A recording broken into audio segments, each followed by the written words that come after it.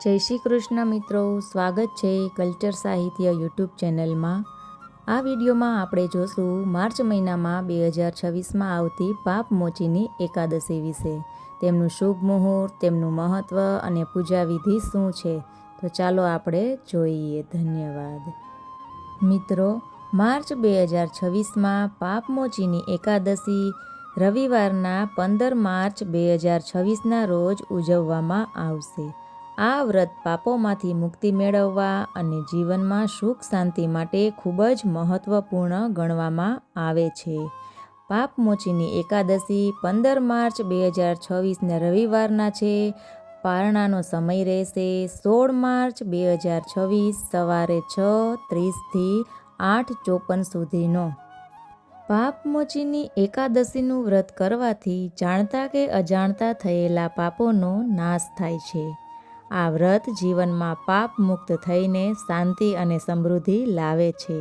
આ દિવસે ભગવાન વિષ્ણુની પૂજા કરવામાં આવે છે। હવે આપણે જોશું તેની પૂજા વિધિ। અગિયારસ વ્રત બે પ્રકારે રાખવામાં આવે છે, એક તો નિર્જળા અને બીજું છે ફળાહારી। હવે આપણે જોઈએ પૂજા વિધિ। આ વ્રતમાં 10મી તિથિએ સાત્વિક આહાર ગ્રહણ કરવો જોઈએ। અગિયારસની સવારે નદી કે સરોવરમાં પવિત્ર સ્નાન કરવું જોઈએ।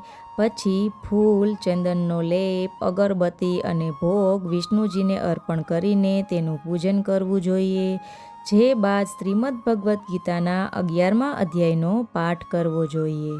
પાપમોચીની અગિયારસ વ્રતની કથા સાંભળવી જોઈએ।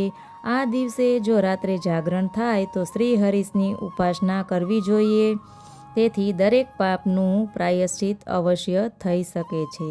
આગલા દિવસે દાન કરીને વ્રતના પારણા કરવા જોઈએ।